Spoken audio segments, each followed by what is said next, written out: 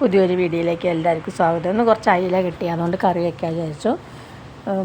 ഒരു ചട്ടി അടുപ്പത്ത് വെച്ച് അതിലേക്ക് കുറച്ച് എണ്ണ ഒഴിച്ച് ഒരു സവാളയും തക്കാളിയും ഒരു കഷ്ണം ഇഞ്ചിയും 2-3 വെളുത്തുള്ളി നമ്മുടെ മിക്സർ ജാറിലിട്ട് നല്ല പോലെ ഒന്ന് അരച്ചെടുത്തിട്ടുണ്ടായിരുന്നേ.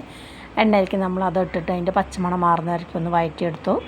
എന്നിട്ട് 2 സ്പൂൺ മുളക് പൊടി, 2 സ്പൂൺ മല്ലിപ്പൊടി, 1/4 ടീസ്പൂൺ മഞ്ഞൾപ്പൊടി, ഉള്ളിയും തക്കാളിയൊക്കെ നല്ലപോലെ വഴന്നപ്പോൾ അതിലിട്ടിട്ട് നല്ലപോലെ ഒന്ന് മൂപ്പിച്ചെടുത്തു. എന്നിട്ട് ഒരു നെല്ലിക്ക വലിപ്പത്തിൽ പുളി പിഴിഞ്ഞ് വെച്ചിട്ടുണ്ടായിരുന്നു. അത് നമ്മൾ മൂത്ത് വന്നപ്പോൾ പുളി അതിലേക്ക് ഒഴിച്ചു കൊടുത്തു. എന്നിട്ട് കുറച്ചും കൂടി പാകത്തിനുള്ള വെള്ളം ഒഴിച്ചു കൊടുത്തു. ഒരു 3 പച്ചമുളകും ഒരു തണ്ട് വേപ്പിൻ്റെ ഇല ഇട്ട് കൊടുത്ത് പാകത്തിന് ഉപ്പിട്ട് കൊടുത്ത് അത് തിളയ്ക്കാൻ വെച്ചു. അങ്ങനെ പുളിയൊക്കെ നല്ല പോലെ തിളച്ച് വന്നപ്പോൾ നമ്മൾ മീൻ ചെറുതാക്കി മുറിച്ച് അതിലേക്ക് ഇട്ട് കൊടുത്തേ. അങ്ങനെ നമ്മൾ ഒന്ന് അടച്ച് വെച്ചിട്ട് വേവിക്കാൻ വെച്ചു. എന്നിട്ട് അടച്ച് വെച്ച് വേവിച്ചേ. മൂടി തുറന്ന് നോക്കിയപ്പോൾ മീനൊക്കെ നല്ല പോലെ വെന്തിട്ടുണ്ടായിരുന്നു.